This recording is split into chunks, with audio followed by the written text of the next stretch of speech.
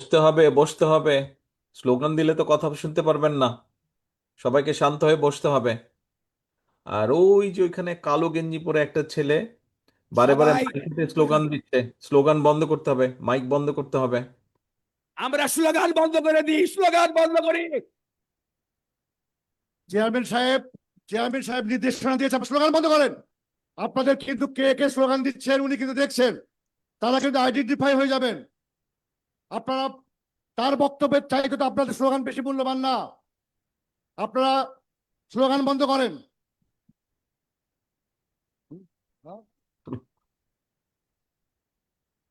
আপনারা স্লোগান বন্ধ, please slogan বন্ধ করেন। যারা স্লোগান দিচ্ছেন তারা কিন্তু আইডেন্টিফাই হচ্ছেন। আমাদের নেতা বক্তব্য শুরু করবেন। শুরু করেন চেয়ারম্যান সাহেব। ক্যামেরাম্যান যে আছেন আমাকে এইভাবে দেখান, সামনে যারা আছে আমি তাদেরকে দেখতে চাইছি। সামনে যে নেতাকর্মী কোথাও যারা। স্লোগান বন্ধ হবে, স্লোগান বন্ধ হবে। সকলেই বসে যান। এ ভাই, তোমার নাম তো জানি না, কালো গেঞ্জি পরে তুমি সামনে এই যে মাঝামাঝি জায়গায় আছো, তোমার হাতের মাইকটা বন্ধ করো। কালো গেঞ্জি পরে স্লোগান কালো দিচ্ছ। কালো গেঞ্জি পরে বসো। কে আছে? এর কালো গেঞ্জি পরে ঠিক কে আছে, আছে এখানে? বসো বসো বসো। এই তোমার বন্ধ বসতে করো। হবে। এই কালো গেঞ্জি বাইকটা বন্ধ করো। এই কালো গেঞ্জি পরে কে আছে? বাইক বন্ধ করো। এই বাক্কাই কালো গেঞ্জি পরে, এই গামছা আচ্ছা, মাথায় কে আছে? বন্ধ করো। শাহিন শাহিন আপনিও বসেন। শাহিন শওকত আপনিও বসেন দয়া করে। বিসমিল্লাহির রহমানির রহিম। রাজশাহী মহানগরী কাউন্সিল দ্বিবার্ষিক কাউন্সিল 2025 উপলক্ষে মহানগরী বিএনপি আয়োজিত আজকের এই সম্মেলন অনুষ্ঠানের সম্মানিত সভাপতি জনাব অ্যাডভোকেট এরশাদ আলী ঈশা, মঞ্চে উপস্থিত বাংলাদেশ জাতীয়তাবাদী দলের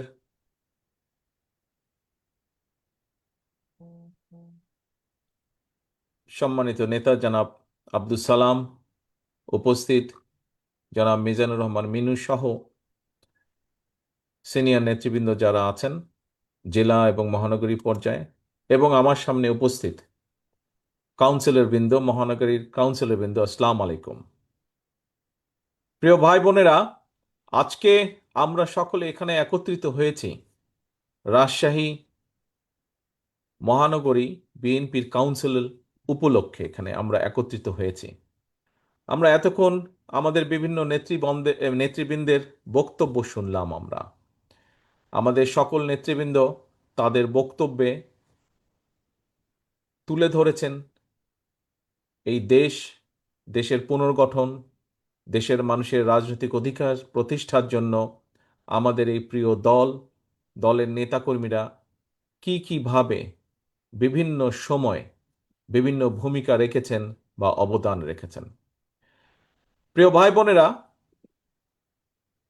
বিগত এক যুগেরও বেশি সময় ধরে বাংলাদেশ জাতীয়তাবাদী দল এবং বাংলাদেশের আরও অনেকগুলো যারা গণতন্ত্রে বিশ্বাস করে, এরকম অনেকগুলো গণতান্ত্রিক দল, রাজনৈতিক দল, তারা স্বৈরাচারের বিরুদ্ধে রাজপথে জনগণের রাজনৈতিক অধিকার প্রতিষ্ঠার লক্ষ্যে আন্দোলন অব্যাহত রেখেছিল।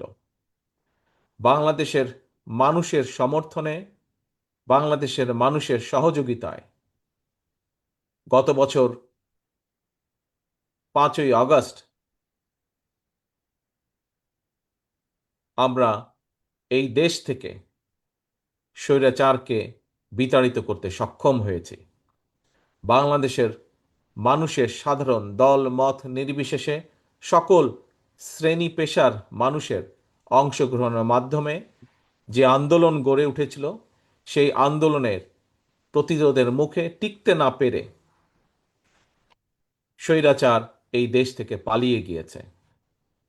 প্রিয় ভাই বোনেরা, আজকে এই যে সম্মেলন, আমাদের দলের যে এই সম্মেলন হচ্ছে, এই সম্মেলনটি কেন? এই সম্মেলন একটি কন্টিনিউয়াস প্রক্রিয়া, একটি সাংগঠনিক প্রক্রিয়া। এই সাংগঠনিক প্রক্রিয়া পালনের মাধ্যমে এই সাংগঠনিক প্রক্রিয়াটিকে অব্যাহতভাবে চালানোর মাধ্যমে আমরা একটি রাজনৈতিক দলকে আমরা সুসংগঠিত করি, দলকে আমরা ধীরে ধীরে গড়ে তুলি, দলের ভিত্তিকে আমরা ধীরে ধীরে জনগণের মধ্যে নিয়ে যাই, দলের উদ্দেশ্য, দলের লক্ষ্য, দলের আদর্শকে আমরা সংগঠনের মাধ্যমে জনগণের মধ্যে নিয়ে যাই। প্রিয় ভাই বোনেরা, একটি পরিবার, একটি পরিবারের ভেতরে যেরকম বিভিন্ন পারিবারিক নিয়ম কানুন রীতিনীতি থাকে, ঠিক একইভাবে একটি রাজনৈতিক দল একটি বিশাল পরিবার, এবং সেই জন্যই এই বিশাল পরিবারটিকে পরিচালনার জন্য এই যে আজকের যে সম্মেলন, এই জাতীয় সাংগঠনিক অনেকগুলো কর্মসূচি থাকে। এই ধরনের কর্মসূচির মাধ্যমে আমরা দলকে পরিচালনা করি এবং একইভাবে দলের আদর্শ, নীতি, উদ্দেশ্য, লক্ষ্য আমরা জনগণের মাঝে পৌঁছে দিই। কারণ একটি রাজনৈতিক দলের লক্ষ্য এবং উদ্দেশ্যই হচ্ছে দেশ এবং দেশের জনগণ। দেশকে কিভাবে উন্নত করা যায়, দেশের সার্বভৌমত্ব, স্বাধীনতা কিভাবে রক্ষা করা যায়, একই সাথে দেশের ভিতরে যে জনগণ আছে সেই জনগণের জন্য, জনগণের উন্নত জীবনযাত্রার জন্য লক্ষ্য রেখে রাজনৈতিক দলের কর্ম পরিকল্পনা থাকে। প্রিয় ভাই বোনেরা, আমরা দেখেছি যে এই যে স্বৈরাচার জনগণের আন্দোলনের মুখে পালিয়ে যেতে বাধ্য হয়েছে, এই স্বৈরাচার যখন এক যুগেরও বেশি সময় আগে এই দেশের ক্ষমতা দখল করেছিল, দখল করার পরে আমরা দেখেছি কিভাবে একে একে তারা গুম, খুন, হত্যা রাজনীতি শুরু করেছিল। আমরা দেখেছি কিভাবে তারা যে কোনো বিরোধী মতের মানুষের বিরুদ্ধে মিথ্যা মামলার কিভাবে দিয়েছিল তারা মিথ্যা মামলা। আমি নিশ্চিত এই সম্মেলনে আজকে যারা উপস্থিত আছেন তাদের মধ্যে অধিকাংশ মানুষ স্বৈরাচারের সময় মিথ্যে মামলায় জর্জরিত হয়েছেন। শুধু বিএনপি নয়, বিএনপির বাইরেও এই যে বহু মানুষ হাত তুলেছেন যারা মিথ্যে মামলায় জর্জরিত হয়েছিলেন, বহু নেতাকর্মী হাত তুলেছেন। শুধু বিএনপি নয় প্রিয় ভাই বোনেরা, বিএনপির বাইরেও বহু রাজনৈতিক দল যারা আমাদের সাথে রাজপথে ছিল, আপনাদের সহকর্মী ছিল, আপনাদের পাশে ছিল, ছোট বড় যেমনই দল হোক না কেন, যেই রাজনৈতিক দলগুলো এই দেশের মানুষের অধিকার আদায়ের সোচ্চার ছিল, অধিকার আদায়ের লক্ষ্যে সোচ্চার ছিল, প্রত্যেকটি রাজনৈতিক দল যারা স্বৈরাচারের বিরুদ্ধে দাঁড়িয়েছিল প্রত্যেকের বিরুদ্ধে তারা মিথ্যে মামলা দিয়েছে। প্রত্যেকটি দলের নেতাকর্মীদেরকে তারা গুম করেছে, খুন করেছে। শুধু গুম খুন করেনি, আমরা যারা রাজনীতি করেছি, আমরা আমাদের দায়িত্ব বোধ থেকে অন্যায়ের বিরুদ্ধে প্রতিবাদ করেছি। কিন্তু আমাদের পরিবারের যারা রাজনীতি করে নাই, স্বৈরাচারের সময় আমরা দেখেছি আমাদের হাজার হাজার লক্ষ লক্ষ নেতাকর্মীর পরিবার বর্গকেও অত্যাচার করা হয়েছে, নির্যাতিত করা হয়েছে। প্রিয় ভাই বোনেরা, শুধু যে রাজনৈতিক দলের নেতাকর্মীদেরকে অত্যাচার নির্যাতন করা হয়েছে, গুম খুন করেছে তাই নয়, রাজনীতির বাইরেও বহু সাধারণ মানুষ যারা বিভিন্ন বিষয়ে প্রতিবাদ গড়ে তুলেছিলেন, বিভিন্ন বিষয়ে সোচ্চার ছিলেন, বিভিন্ন বিষয়ে প্রতিবাদ জানিয়েছেন স্বৈরাচারের বিভিন্ন কর্মকাণ্ডের বিরুদ্ধে, তাদের বিরুদ্ধেও আমরা দেখেছি কিভাবে অত্যাচারের স্টিম রোলার তাদের উপরে চালানো হয়েছে।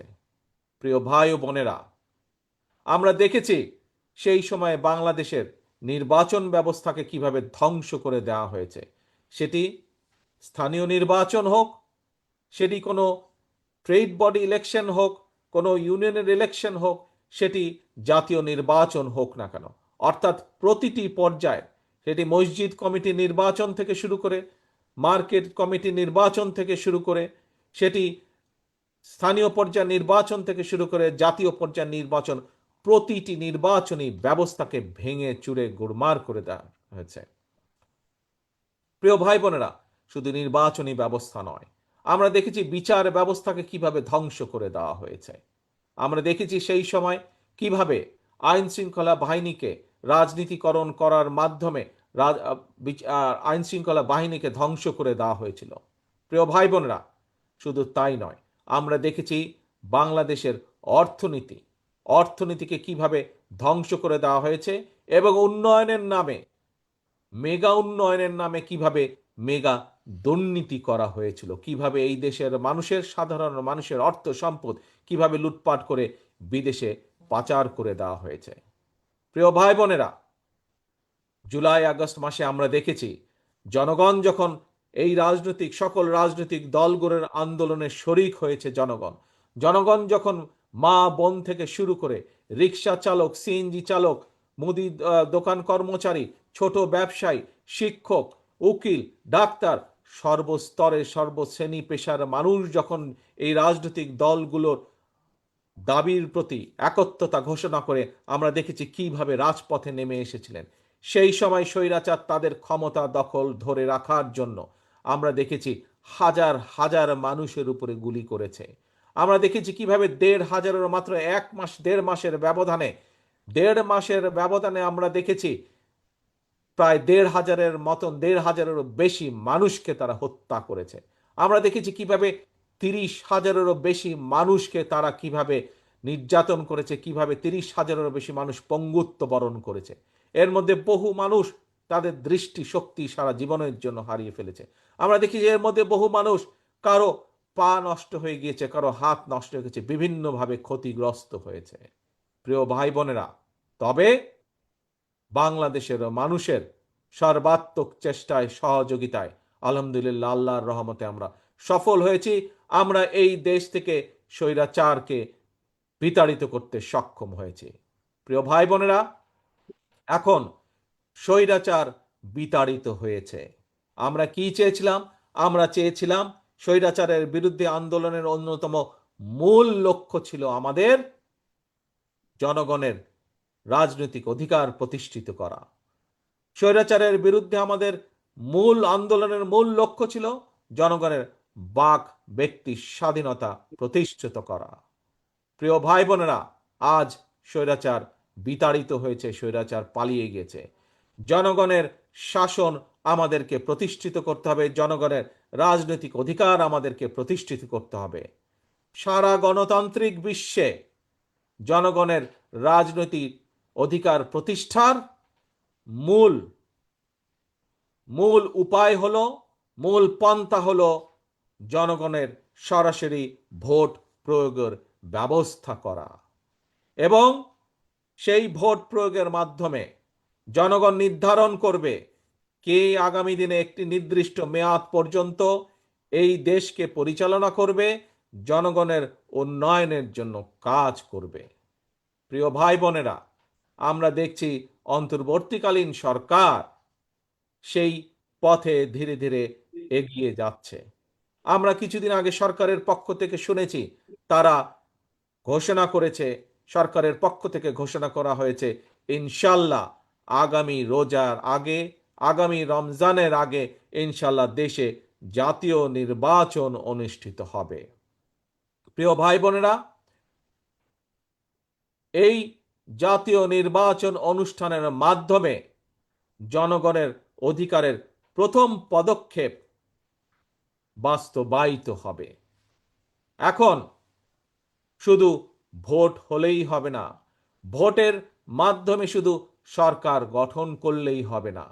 প্রিয় ভাই বোনেরা, আজ আপনারা আমার সামনে যারা বিএনপির বিভিন্ন পর্যায়ের, রাজশাহী মহানগরীর বিভিন্ন পর্যায় সহ জেলার বিভিন্ন পর্যায়ের নেতা কর্মী, আপনারা যারা আমার সামনে বসে আছেন, আপনাদের মাঝে যখন আমার কথা হয়, আপনাদের বহু মানুষের সাথে যখন আমার কথা হয়, বিভিন্নভাবে যখন কথা হয়, তখন কিন্তু একটি কথা আপনাদের কাছ থেকে আমি শুনতে পাই।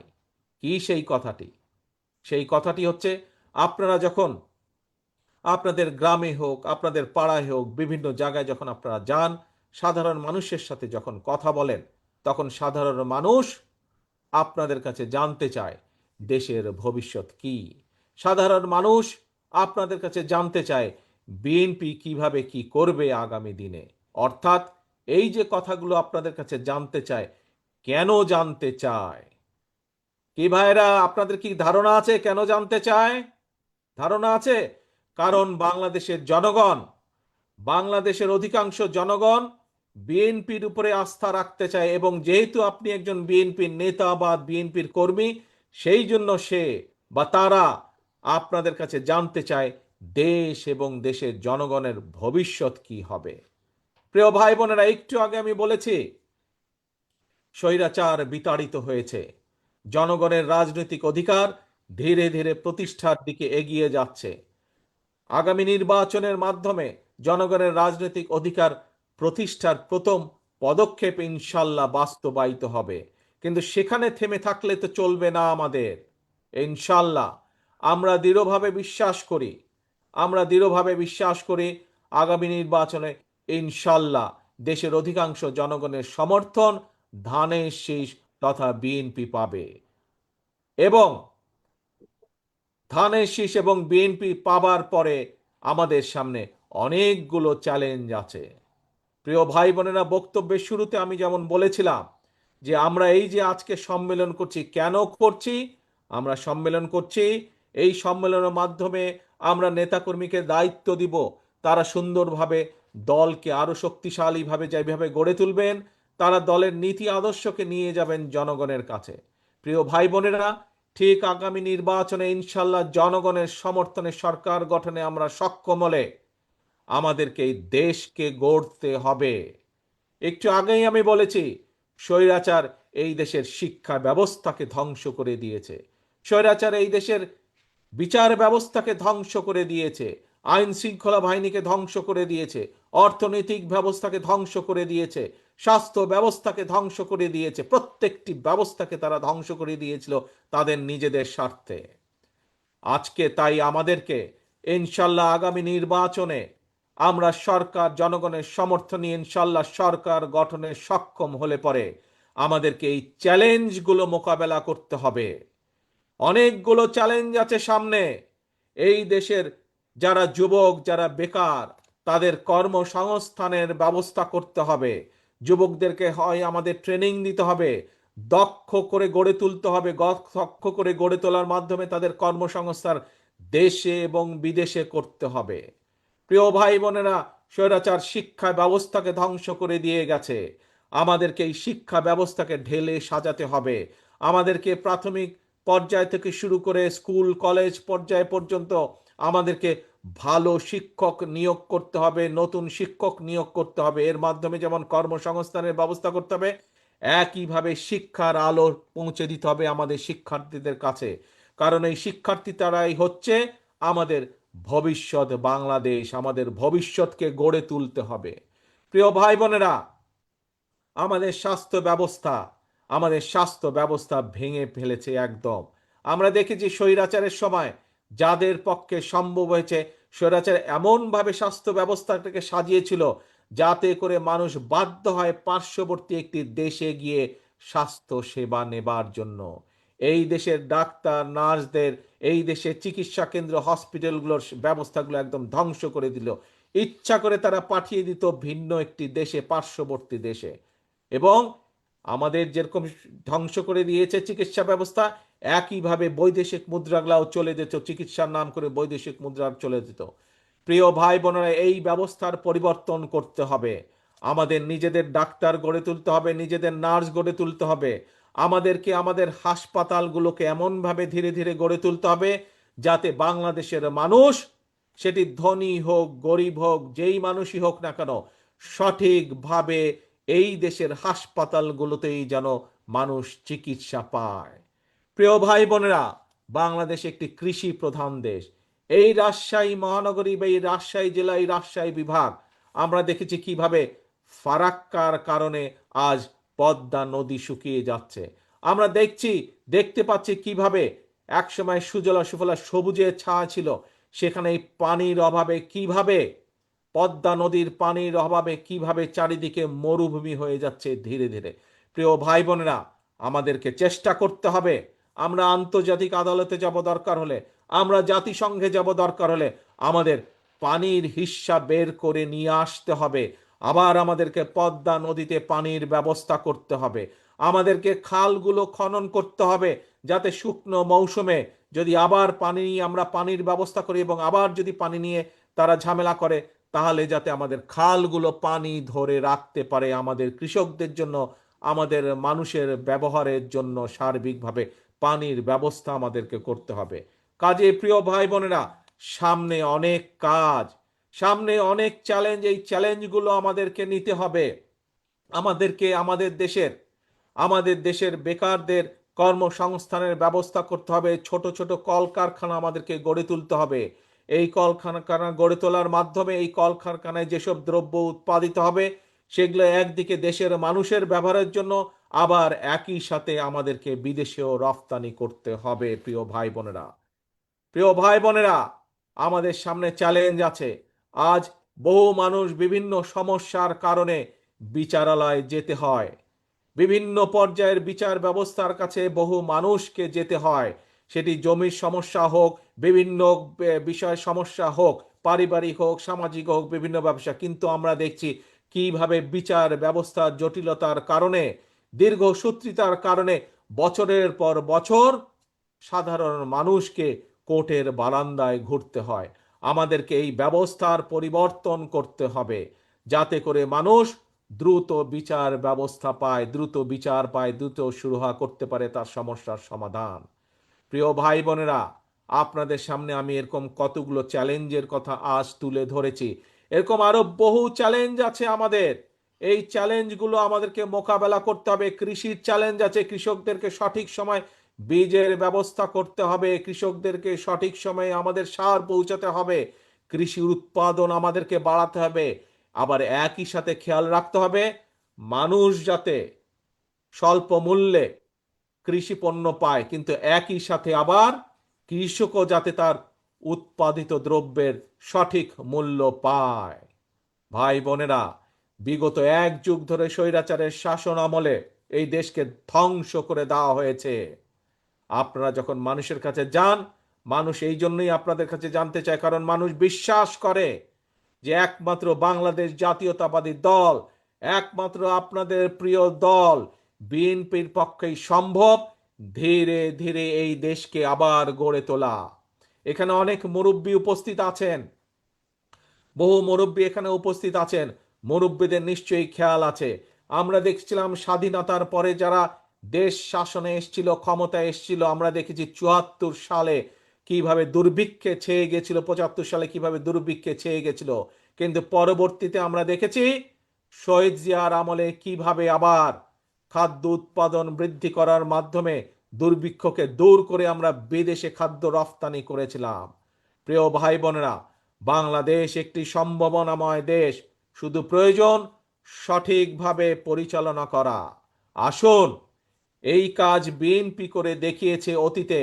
ইনশাল্লাহ আমরা দেখেছি কিভাবে দেশনেত্রী খালেদা জিয়ার সময় বিভিন্ন পদক্ষেপ গ্রহণ করা হয়েছিল, কিভাবে দেশের শিক্ষার্থীদের, বিশেষ করে মেয়েদের শিক্ষা ব্যবস্থা কিভাবে বিনামূল্যে করে দেওয়া হয়েছিল। এরকম অনেকগুলো ভালো ভালো পদক্ষেপ নেওয়া হয়েছিল।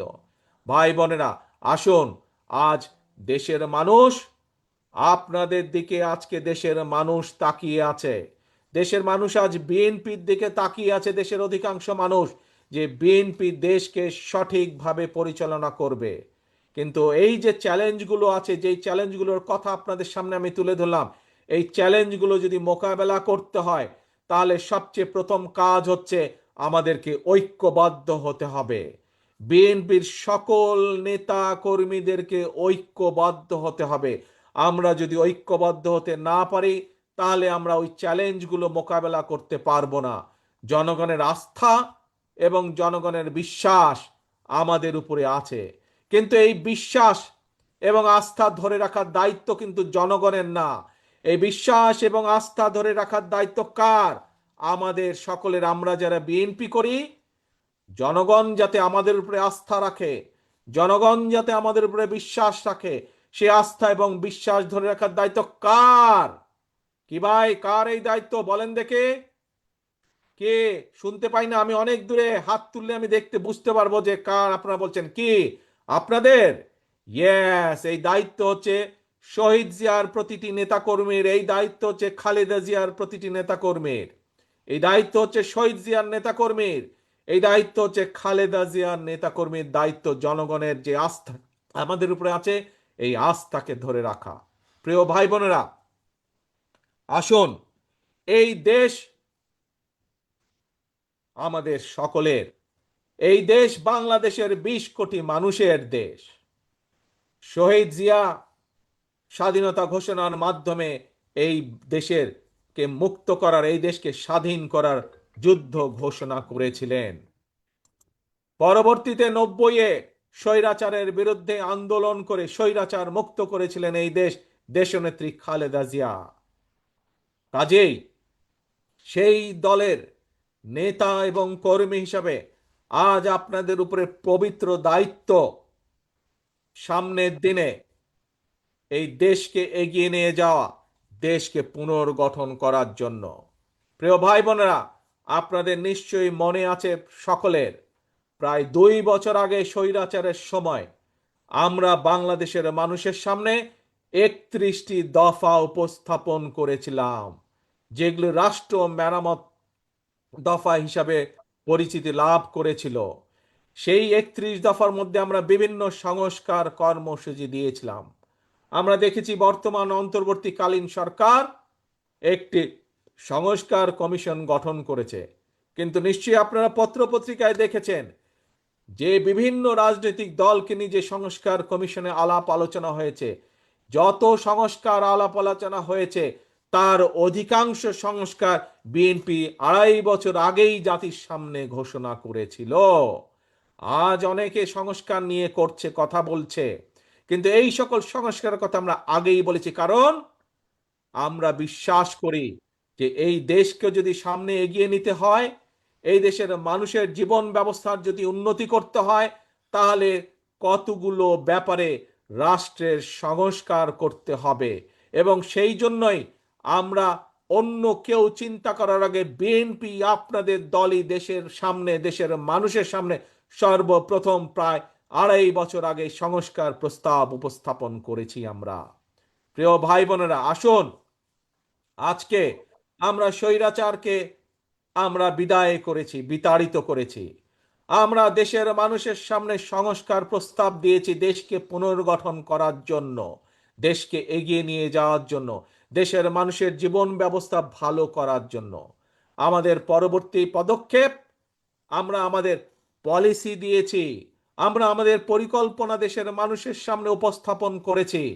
এখন আমাদের পরবর্তী পদক্ষেপ জনগণের আস্থা অর্জন করার মাধ্যমে, জনগণের বিশ্বাস অর্জন করার মাধ্যমে আমাদের এই 31 দফা বাস্তবায়ন করা। এই যে 31 দফার মধ্যে আপনাদের সামনে যে কিছুক্ষণ আগে কিছু চ্যালেঞ্জের কথা বললাম, বেকারদের কর্মসংস্থান, স্বাস্থ্য ব্যবস্থা, কৃষি ব্যবস্থা, শিল্পের উন্নয়ন, বিচার ব্যবস্থা, এই যে নদী খনন, খাল খনন, এই যে আপনাদের সামনে আমি চ্যালেঞ্জগুলোর কথা বললাম, এই চ্যালেঞ্জগুলো আমাদেরকে মোকাবেলা করতে হবে, তা না হলে দেশ পিছিয়ে যাবে, দেশের মানুষ আরো কষ্ট পাবে। কাজেই দেশের মানুষের এই কষ্ট লাঘব করতে হলে, দেশকে সামনে এগিয়ে নিয়ে যেতে হলে, জনগণের আস্থা অর্জন করার মাধ্যমে আমাদেরকে এই চ্যালেঞ্জগুলো মোকাবেলা করতে হবে। এবং তার জন্য দরকার আমাদের সকলকে ঐক্যবদ্ধ হওয়া, তার জন্য দরকার আমাদের নিজেদেরকে ডিসিপ্লিন হওয়া, আমাদেরকে ডিসিপ্লিন হওয়া দরকার, আমাদেরকে ঐক্যবদ্ধ হওয়া দরকার। আজকের এই কাউন্সিলের মাধ্যমে আমার প্রত্যাশা থাকবে রাজশাহী মহানগরীর প্রত্যেকটি নেতাকর্মীর কাছে আমার প্রত্যাশা থাকবে, আজকের এই কাউন্সিলের মাধ্যমে আমরা শপথ গ্রহণ করব যে আমরা সকলে ইনশাল্লাহ ঐক্যবদ্ধ থাকব, এক, এবং আগামী দিনে জনগণের আস্থা অর্জনের মাধ্যমে আমরা দেশকে পুনর্গঠনের কাজে হাত দেব। এটা হচ্ছে 2। কি হলো তাহলে? আজকে আমরা 2টি শপথ নিচ্ছি। এক, এই কাউন্সিলের মাধ্যমে প্রিয় ভাই বোনেরা, আমরা সকল পর্যায়ের নেতাকর্মী, আমরা রাজশাহী মহানগরের সকল পর্যায়ের নেতাকর্মী ইনশাল্লাহ আমরা সকলে ঐক্যবদ্ধ থাকব। আজকের এই কাউন্সিলের মাধ্যমে আমরা প্রথম প্রতিজ্ঞা করছি, ঠিক আছে? কি প্রতিজ্ঞা করলাম আমরা? ইনশাল্লাহ আমরা প্রতিজ্ঞা করছি সকল নেতাকর্মী আমরা রাজশাহী মহানগরে ঐক্যবদ্ধ থাকব। 2, কেন ঐক্যবদ্ধ থাকব? ঐক্যবদ্ধ আমরা এজন্যই থাকব যে দেশের মানুষ বিএনপির উপরে আস্থা রাখে, বিশ্বাস করে। তাদের সেই আস্থা এবং বিশ্বাসের মূল্যায়ন করতে হবে আমাদেরকে সেই আস্থা এবং বিশ্বাসকে মূল্যায়িত করতে হবে। এবং মূল্যায়ন করার একটি উপায় হচ্ছে দেশকে পুনর্গঠন করা। দেশকে পুনর্গঠনের মাধ্যমেই আমরা জনগণের আস্থা ধরে রাখবো। কাজে আসুন, প্রতিজ্ঞা 2টি, 1, ঐক্যবদ্ধ থাকা, 2, আগামী দিনে ইনশাল্লাহ জনগণের আস্থা অর্জনের মাধ্যমে দেশ আমরা পুনর্গঠন করব। যে চ্যালেঞ্জ আছে সেই চ্যালেঞ্জগুলো আমরা মোকাবেলা করে দেশকে সামনে এগিয়ে নিয়ে যাব। প্রিয় ভাই বোনেরা, আজকে তাহলে এই প্রত্যাশা রেখে আজকে এবং আজকের এই সম্মেলনের সফলতা কামনা করে আপনাদের কাছ থেকে বিদায় নিচ্ছি। ইনশাল্লাহ অতি শীঘ্র আপনাদের সামনে সামনাসামনি সরাসরি দেখা হবে ইনশাল্লাহ। সকলে ভালো থাকবেন, সকলে সুস্থ থাকবেন। আল্লাহ হাফেজ। বাংলাদেশ জিন্দাবাদ। বাংলাদেশ জাতীয়তাবাদী দল জিন্দাবাদ।